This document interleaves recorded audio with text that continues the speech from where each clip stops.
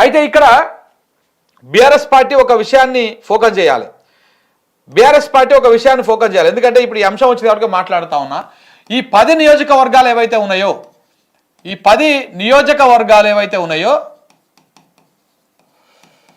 ఈ 10 నియోజకవర్గాల మీద వీళ్ళు ఫోకస్ చేయాలి. ఇక సరే సుప్రీంకోర్టు తీర్పు ఎట్లొస్తుందా ఏంది అనేది మళ్ళీ మంగళవారం నాడు తేలబోతా ఉన్నది, మార్చి 4వ తారీఖు నాడు.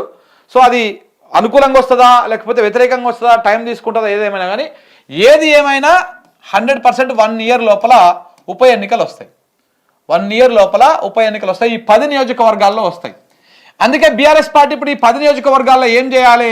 ఇప్పుడు వెళ్ళిపోయారు కదా వీళ్ళు, ఎవరైతే గెలిచినటువంటి ఎమ్మెల్యేలు వెళ్ళిపోయారు కదా, వీళ్ళకు ఆల్టర్నేటివ్ ఇప్పుడు నాయకులు ఎవరు నెక్స్ట్ ఇప్పుడు ఇక్కడ బరిలో ఉండాల్సిన వాళ్ళు ఎవరో, ఈ బరిలో ఉండాల్సినటువంటి వాళ్ళని ముందు వాళ్ళకు డైరెక్ట్ గాను ఇండైరెక్ట్ గాను వాళ్ళకు ఒక సంకేతాలు జారీ చేయాలి. జారీ చేసి మీరు వర్క్ చేసుకోండి.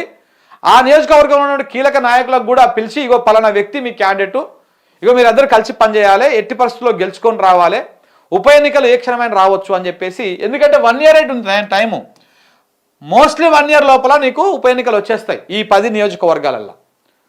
ఈ 1 ఇయర్ అనేది చాలా తక్కువ టైం, ఎందుకంటే నియోజకవర్గం మీద పట్టు సాధించడం అనేది చాలా తక్కువ టైం 1 ఇయర్. మళ్ళీ కొత్త నాయకులకు, ఉన్న నాయకులు వెళ్ళిపోయారు కదా, పార్టీ మారారు కదా, కొత్త నాయకులకు చాలా తక్కువ టైం.